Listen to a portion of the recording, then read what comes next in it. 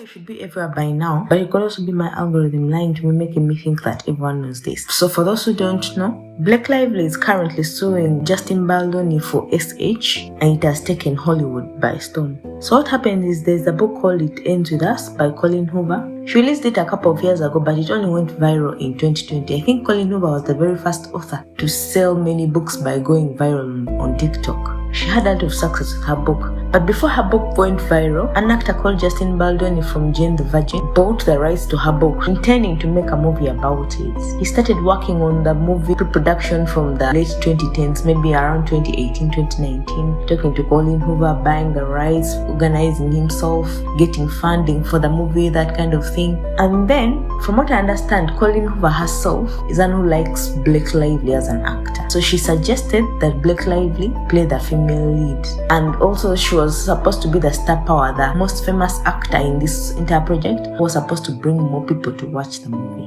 She was asked to join the project while she was still pregnant with her fourth child, but in 2023, after giving birth, she joined and they started filming. What happened on the movie set, the rest of the world does not know. The first thing we came to hear about the movie was around 2023, when the first photographs from the set came out, and the clothes Blake Lively was wearing did not reflect the character she was supposed to be playing. So there's a little backlash. People are saying she looked old, people are saying she looked frumpy. It just didn't match the character she was playing, and there were a lot of complaints from the book fans. That is all we had, and then they continued filming. Everyone assumed the clothes would change. Everything was assumed to be fine. Then in 2024, August, the movie was released. Quickly, people started noticing that Blake Lively and the cast were promoting the movie separate from the director, Justin Baldoni.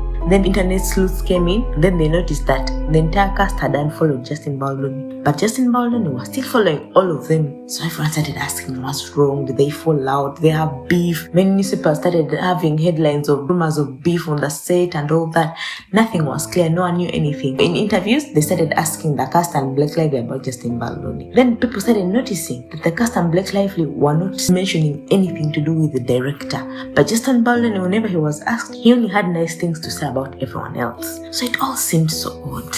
The movie has DV in it, and during the marketing, they noticed Blake Lively was promoting it like this lovely summer romance movie. Ends With Us is in theaters now, so grab your friends, wear your florals, and head out to see it. While Baldoni was taking the DV aspect of the movie seriously, because this had been a passion project of his right from the late 2010s. You know, he's a very passionate male feminist. He wants to take away the toxic masculinity and make sure he's not one of those men hurting women. So he wanted to bring out this story of domestic violence for women, show the world why women stay in such relationships, and make the women who are in these relationships not feel alone. You know, he wanted to make them feel seen and loved. So it was a very important topic for him, and it showed during his interviews. He'd bring them up, he'd bring up the partner of the DV organization he had partnered with for the movie. He was always talking about these things, but Blake Lively in her interviews, she would dismiss it. She would call survivors of DV, she would just call them survivors, like, oh, they are strong, they're powerful. But you know, people are not happy with it because everyone calls them strong. They know they are strong, but they need to be seen. But she wasn't focusing on that. She was moving on too quickly. She was being very jokey about it, very unserious, very sarcastic. She was promoting her hair care line. She was promoting her alcohol line, and you know that the correlation between alcohol and violence. So it was not taken well. She started getting backlash. Articles started appearing about how she was going to get cancelled. But instead of apologizing for her tone deafness, she kept quiet and just kind of went off the internet, which is also alright, you know. Not every privileged celebrity has to apologize for everything. The world forgets and moves on, you know. That was around late last year, maybe around October. I'm not very sure, but I'll confirm. She disappeared from the internet. And then December, towards Christmas on 20th, 5 days to Christmas, Blake Lively files a complaint of SH to the CRD. And everything just goes wild from there. Personally, I believed her immediately because regardless of whatever has been said about this case, women are still being SH'd and SA'd today as I speak. Personally, I believe every woman has been groped at least once. Even I myself have had experience with that, like you're walking down, you're going to the supermarket, then some random dude is walking like in the opposite direction and then touches your boob, something like that. It happens. And because of that, I believed her immediately because this is important, this is relevant, and it is a very horrible thing to happen to anyone. So I looked at her complaint, read it. The text was so damning. She was essentially saying that Baldoni and his team were responsible for all the hate she received about the marketing on the film. She said that it was his team who would boost posts that are talking negatively about her and making everyone hate her and all that. Apparently it was his fault, and he was retaliating against her because he had SH'd her on the set, and he didn't want her to say anything about it because he wanted everyone to see her negatively so she wouldn't be believed. She had all these texts that were just so damning. And then on 21st, New York Times publishes it, putting a lot of details into her complaint and calling it a smear campaign led by Baldoni against Blake Lively. At this point, we were like, oh, this man, because this man is a very good man. He has a podcast about undoing toxic masculinity. He has 2 books for boys and men. You know, there's a problem where men think they don't have emotions, so they suppress everything and then tend to burst out all the time, you know, which creates a very hefty environment for anyone around. So his entire brand is about undoing this. He's a male feminist. He doesn't like disturbing women. He wants to give women a platform. He's not the kind of guy who will talk over anyone. He has curated this good image. So when this complaint came out, everyone was like, oh my god, this is terrible. Has this man been lying to us? Because there were serious claims. Around December 30th. I'm not sure about this and I have not seen anything about it, but I've been watching Candace Owens and she keeps saying that Blake Lively didn't intend to file a lawsuit. She had just intended to stop at the complaint. But apparently people asked her, if it was this serious, why didn't you file a lawsuit? So she filed a lawsuit on, I think, around December 30th, 31st, towards the end of last year.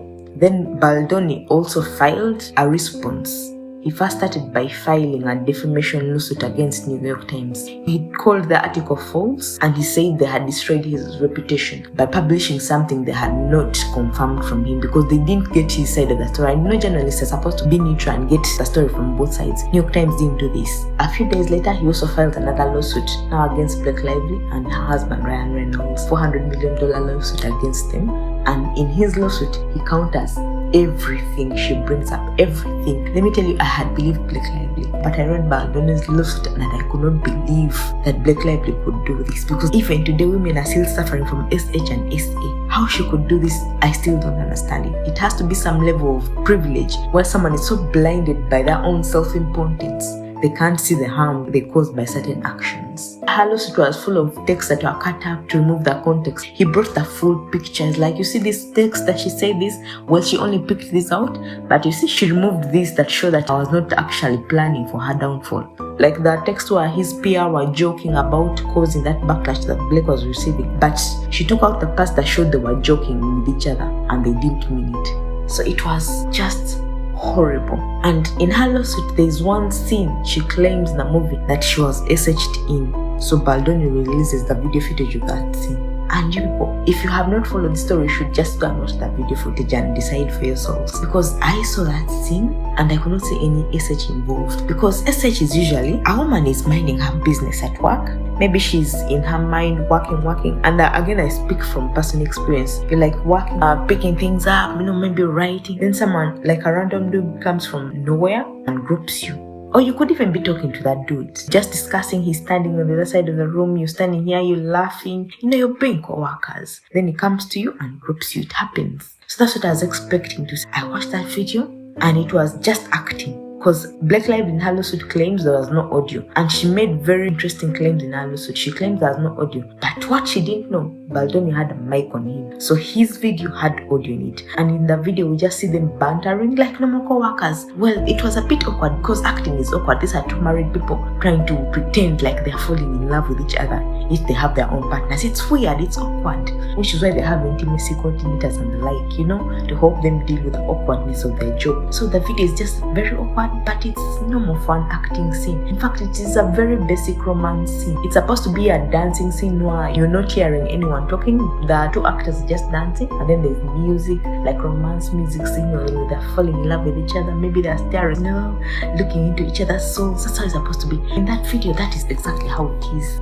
In Lively's claims, she says Baldoni dragged his mouth down her neck, telling her, you smell good, something like that. I'm paraphrasing, I'm not saying word by word because I'm not very good at cramming, but it sounded very creepy in her lawsuit. But in the video you hear with your own ears, they're bantering about their spouses, you know. Baldoni is the director, he wants them to keep quiet and stare into each other's eyes, but Lively refuses. She's like, no, me and my husband find it more romantic to talk to each other. We talk to each other all the time, which also like raises a red flag. She's an actor. She's supposed to bring forward the vision of the director. When the director tells you act, you act. You're supposed to leave your personal relationship with your husband outside the door. So it was also odd for her to bring in her husband, like that brought her into act. She's supposed to act whatever they're telling her to do, you get? So it was also very odd. Then that scene where she describes in her lawsuit comes up, and it does not even happen the way she says it did. In the book that they adapted, the character that Baldoni is playing is a creep.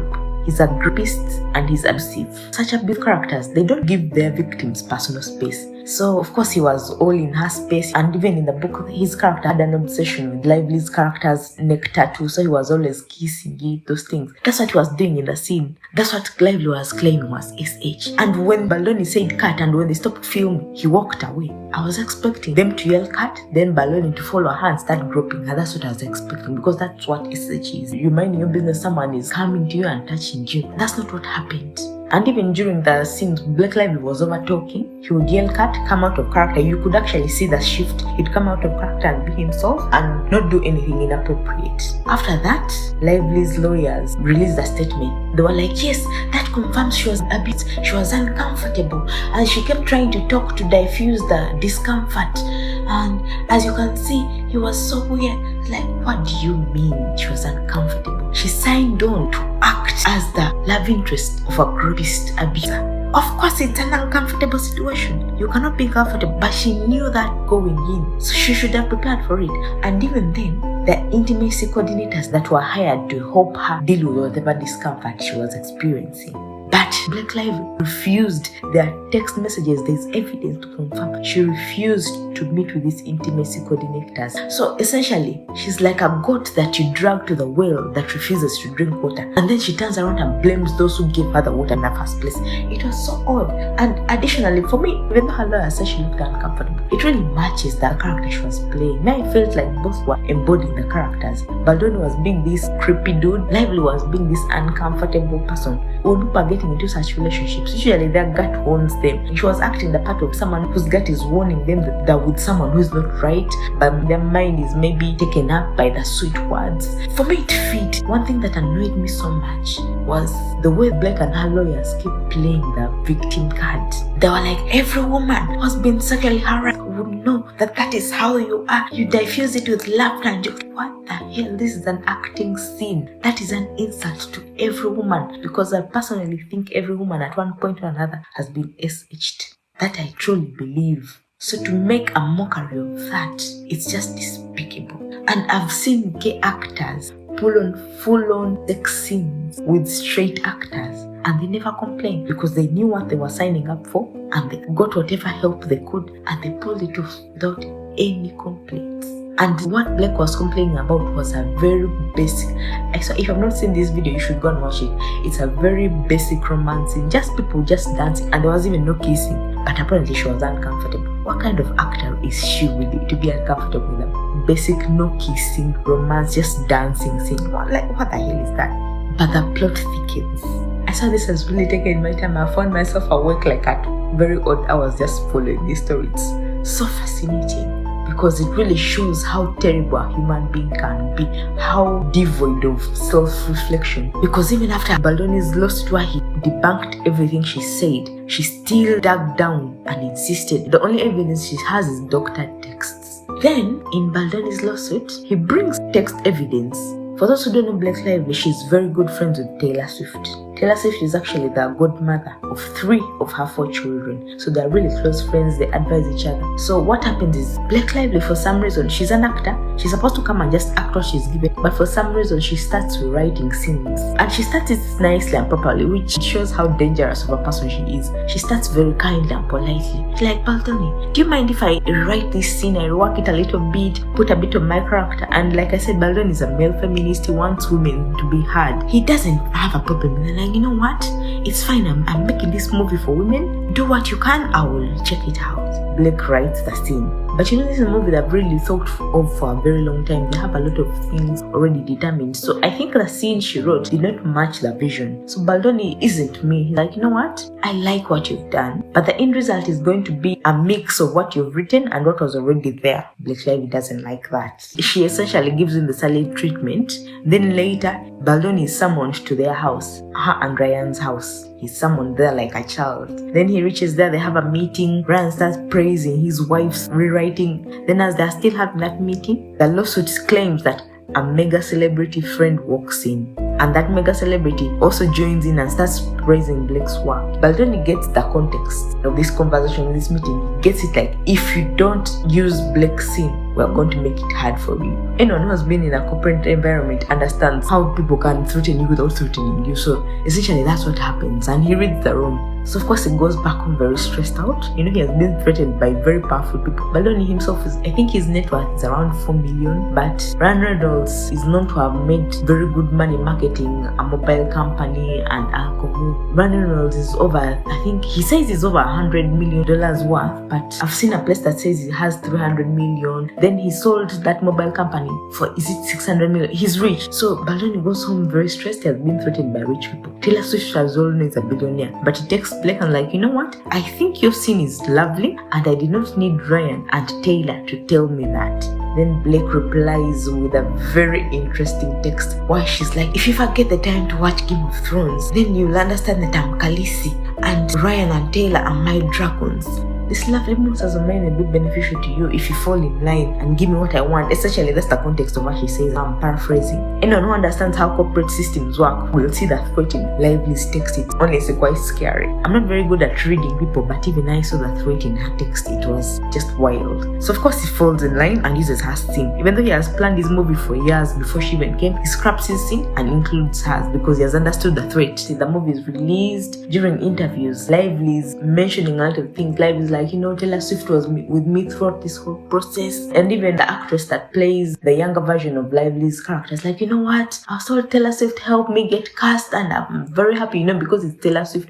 I hear that Taylor may have had some influence in getting Yes, she did. Yeah, I know. I don't even know if I'm meant to be saying it, but I'm saying it. Everyone loves Taylor Swift. Even I love her music, you know. And then even Baldoni, he's asked, was Taylor Swift part of this process? And like, yeah, when we're casting young Lily, Lily is Blake's character. When we're casting young Lily, Taylor saw the auditions and helped us pick the character. She was a very big part of this. She told me Taylor Swift helped her get the role, like signed off on her audition. I had brought in, I was casting and I had actually brought in and showed her casting tape to Blake and Taylor, and they were both like, yes, her. And that's a true story. She really mentioned what she helped with. The interesting bit about it is, during again that very marketing that Lively got rushed for, she was in an interview and then she's like, you know what? I've not told anyone this, it's a secret. But Ryan Reynolds wrote the rooftop scene. My husband actually wrote it. Nobody knows that, but you now. Now, the rooftop scene is that scene where she was threatening Baldoni over. She was threatening him, unleashing her dragons on him, telling him that she wrote it and he should respect her work. Yet she didn't write it at all. You know, it was so odd. Even Baldoni was hearing about it at that interview when the movie had come out, that it was Ryan Reynolds writing scenes of a movie he should not have been involved in. It was just so weird. The lawsuit now brings up Taylor Swift's involvement. And anyone who has followed Taylor Swift knows she's a master of marketing and branding. She's a woman who has curated this brand of this sweet, innocent white woman who understands normal people's pain. She's just like us because her boyfriends dump her too. They cheat on her too. But now, the lawsuit now shows she's part of bullying. And in an interview a few days ago, Baldoni's lawyer was talking about deposing anyone who knows anything about this. That includes Taylor Swift, because there are text messages about her being a dragon, there are interviews about Blake saying she was involved in the entire process, the actors are saying she was involved in the casting, her music was used in the movie, her fingerprints are all over the scene, like it's just undeniable. However, being taken to a court of law means she can't lie. And you know, this thing of curating an image, it involves a lot of lying. It involves PR. When someone is threatening to reveal something that is done to them, PR comes and threatens them or pays them off. You can't do this in a court of law. When they ask you have to answer truthfully, because if you lie, you go to jail for perjury, you know. It is a very dangerous thing for Taylor Swift to be deposed, but her fingerprints are all over the place. So what does she do? She starts backtracking. denies she knows anything about it. Problem is the internet does not forget. So actually the first thing her PR did was to deny that she even knows Baldoni. The internet, like, you're joking. They start producing all those interviews of Lively's involvement in casting, so that her PR team realizes they can't deny. She's like, okay, yeah, she just found the meeting ending. She just made a few comments, but Black Lively took it far. So instead, they start dumping it on Black, which really shows what kind of person she is. If she can throw the mother of her girl children under the bus to save her image, it says a lot. Taylor Swift has a lot of fans who have a very hard time believing that she's not the person she has led them to believe she is. You get a lot of these people who are like, oh, sympathizing, oh, Black Lively lied to her. She was just using her name to get jobs to threaten people. Taylor Swift didn't know about it. But Taylor Swift is a very intelligent woman. Personally, I admire her because I'm also as ambitious, but I'm not very good at reading people. She's someone I've really studied and observed for a while. This is a very intelligent strategist. There's just no way that she was naive about who Black Lively was as a person. Because business is all about understanding the customer. For example, the beauty industry understands that society makes women insecure about our looks, so it cashes in on that. In fact, the beauty industry is almost $1 trillion industry, all of it based on women's insecurity.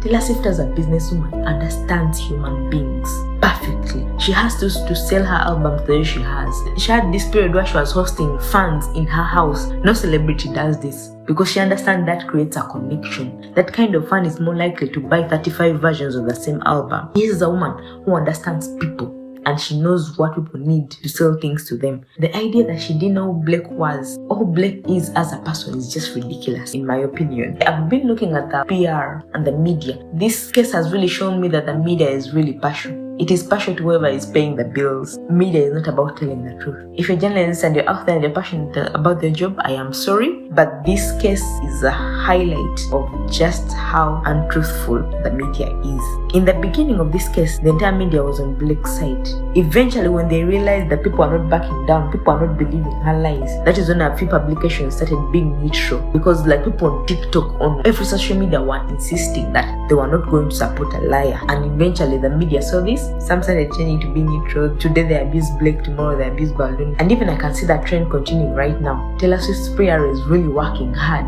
to make sure her image comes out clean. And given the fact that her fans are having a hard time imagining her as this scheming bully, I think it's going to work. They're infantilizing this very intelligent woman, because accepting that she's someone who's capable of doing this to an innocent person is very hard indeed. So I think Taylor's PR is going to manage to lie to us. The only way it won't work is if this trial goes to court and she's deposed and has to tell the truth about her involvement. But the way I see the media right now, the headlines, they're just so weird. Really shows how the world is, how biased the world is. This is a case that has overturned the world's idea of how trustworthy authoritative figures, celebrities, or the media really are, because it's quite fascinating.